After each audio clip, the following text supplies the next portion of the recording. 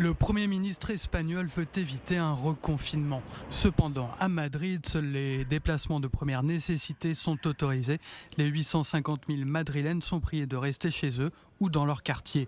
Pour ce restaurateur, c'est une catastrophe.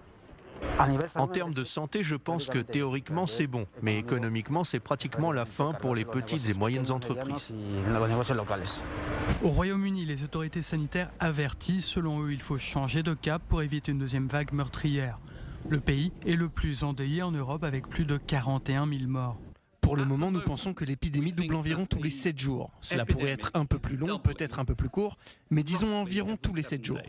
Comme vous pouvez le voir, à la mi-octobre, si cela continuait, vous vous retrouveriez avec environ 50 000 cas par jour.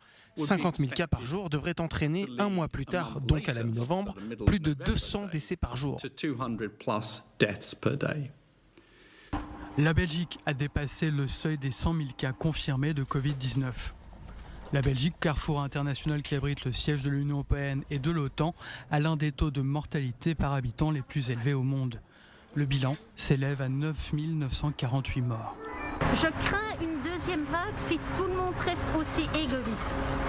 Parce que le port du masque, c'est pas évident, là je suis entièrement d'accord. Mais comme dit la Première ministre, je me protège, donc je te protège.